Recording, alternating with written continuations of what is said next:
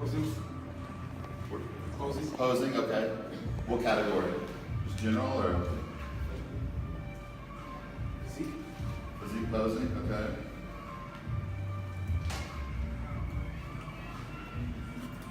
Calories you eat. Cardio. Okay, and then what I'll do, since it's like a small group, y'all can ask questions like after I speak, and then we'll at the end want to answer like everything. Don't be shy. You can ask me whatever. And injuries too. Okay. Okay. So basically,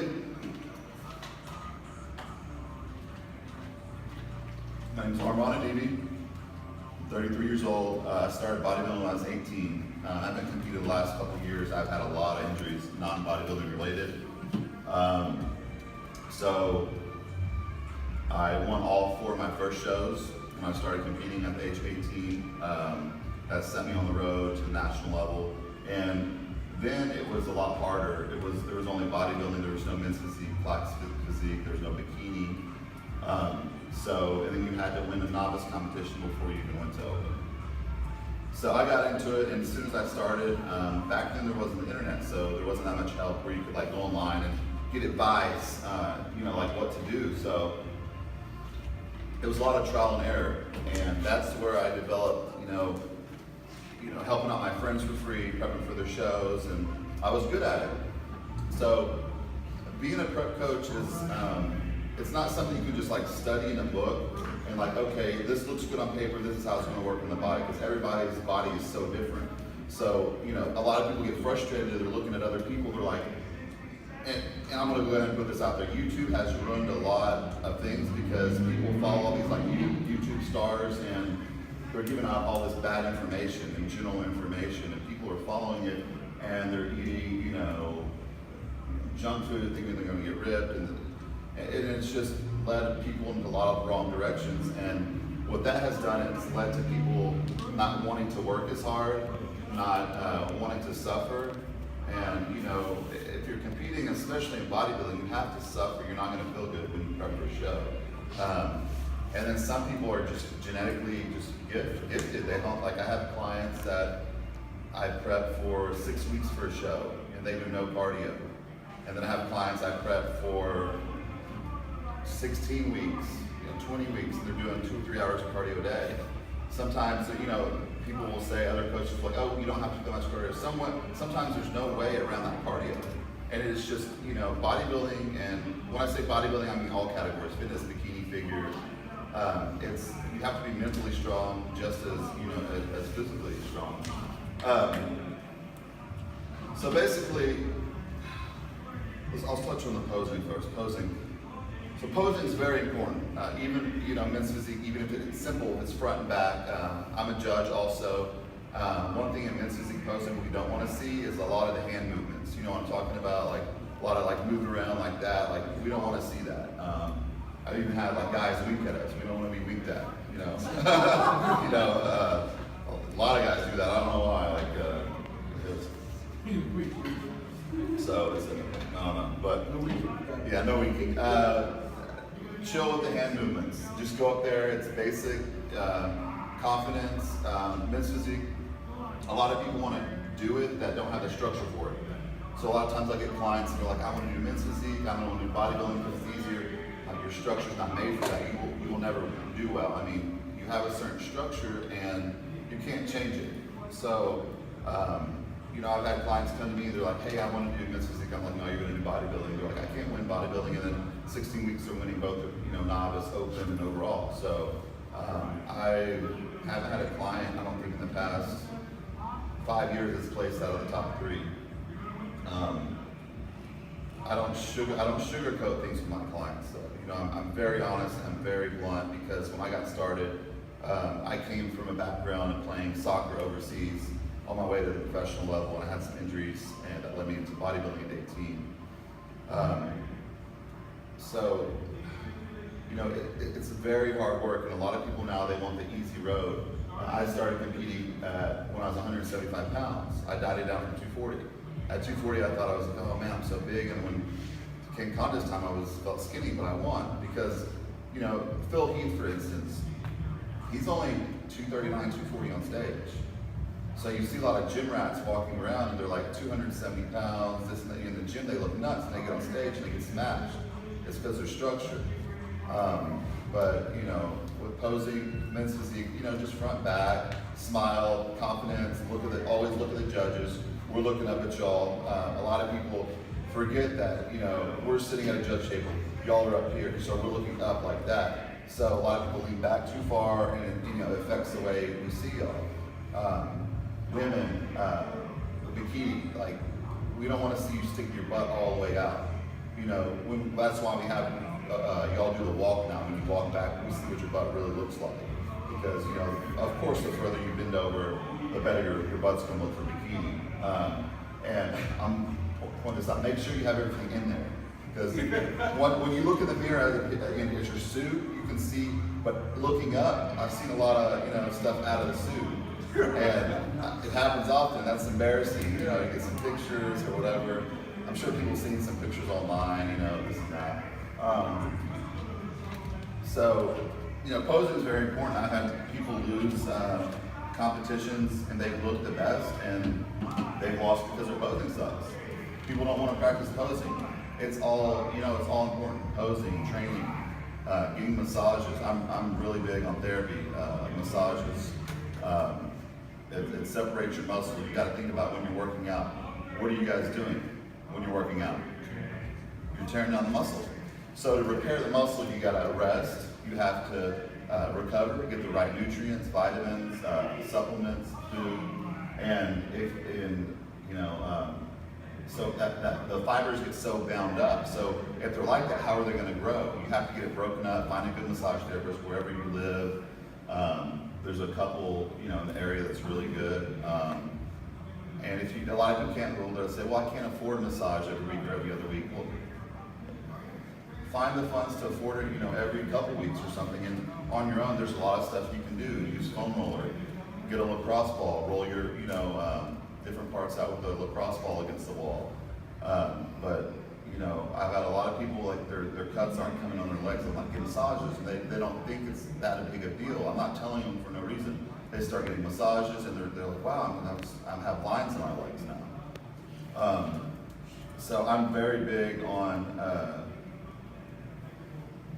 you know, massage therapy. So I've been prepping people for about 12 years now. So I've seen the sport change. I've seen new categories come in, and I've seen a lot of work ethic kind of go down with people. And so a lot of people want to get on the stage, but they don't want to do the work that it takes to get up there.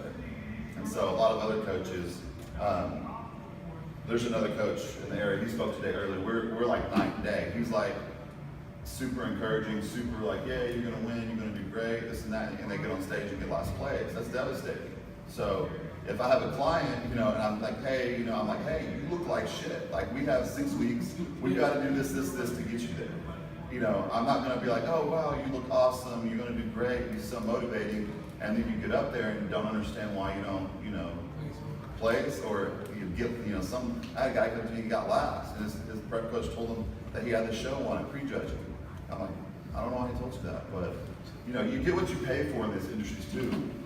I've had a lot of clients I prepped, like for one show, and they've won one show, and then they start prepping people. And people think like, okay, well, Armand prepped this guy, so he has the knowledge, and it doesn't work that way.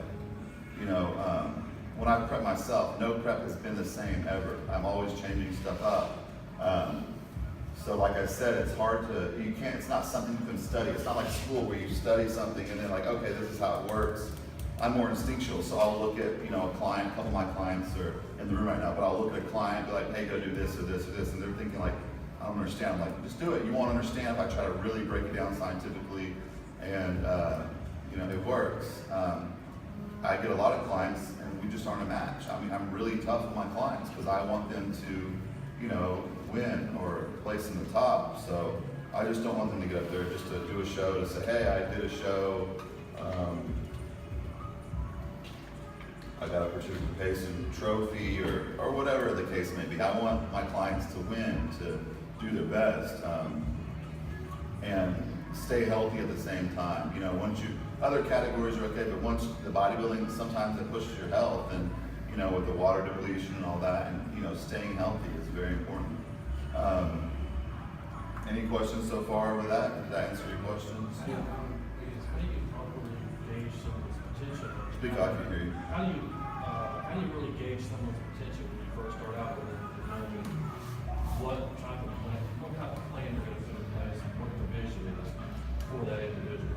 So when I get a client, I'll look at them and I'll get their basic info. I like, you know, what have you been eating? How many years have you been training? What supplements you've been taking? What hardcore supplements have you been taking? You've been taking that. And then I'll look at them and come up with a program customized for them. And then, you know, some people do great. Like, let's say, for instance, when I prep, I'll do 9 meals a day when I prep. Like, I haven't eaten in 2 years. I eat probably like 3 meals a day right now, like a normal person. I like being smaller. I feel better. I didn't feel good when I was competing. But I would eat about 80 grams of carbs with every meal. And that wouldn't change. I wouldn't deplete or anything. I would do that like my whole diet to my show. And if anybody see me in pictures or whatever, you know, my conditioning's nuts when I compete. I have striking glutes, this and that. And then some people, they have, you know, keto diets work better for them. So you have to take different approaches. And a lot of people, they're like, well, so-and-so is doing this, and why does he get to do this and I have to do this? And like, it's just like the way the body works, you know?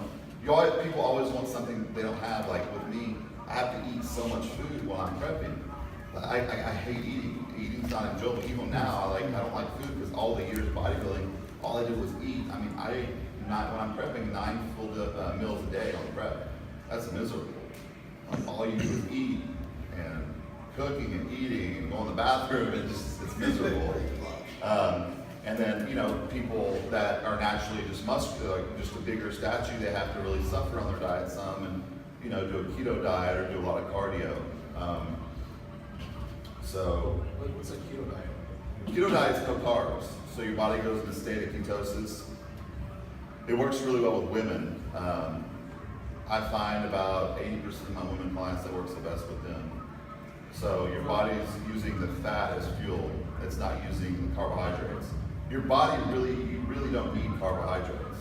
I have some clients that do, like I do, you know, other clients need a lot of carbohydrates, but you're not going to burn muscle if you're eating enough protein. And people neglect the healthy fats. You know, macadamia oil, natural peanut butter, almonds, avocados. Those are my favorite natural fats. Did that answer your question?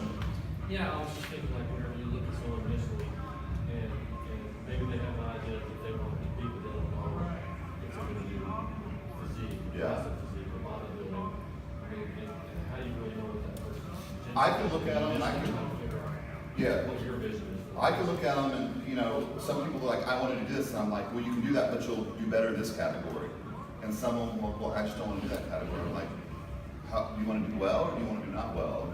And some people are very intimidated by bodybuilding. There's a lot of good men's physique guys that could be great bodybuilders, and they're just very intimidated to go up against them. And I've talked to many of my men's physique guys, because you get to a certain point where it's like, okay, you do men's physique, right? Yeah.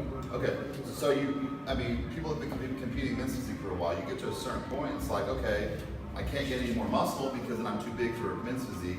So, you know, there's like a limit that you have to, and then, like, you know, usually guys, they like gaining more muscle. It gets addicting. As you know, you've gained, 30 pounds already since, you know, we've been working together. And so, and then, you know, structure-wise, a lot of women, they want to do bikini, and bikini is just, a lot of it's just how your body's built. Some girls just made for bikini. Some girls are, you know, their structure's made for figure, and they're like, well, I don't want to do figure, and because they don't want to get that broad shoulders. And here's the thing with women, it's very hard to gain muscle. So women thinking that, oh, I'm going to start working out and get all this muscle, it's not going to happen unless these big muscular women, they're taking tons of hormones. I mean, so I don't think you're going to look like a man or whatever by weight training. So that's not what causes that masculine look that, you know, a lot of, you know, most women don't want to look like, you know, they're afraid to look like. So like,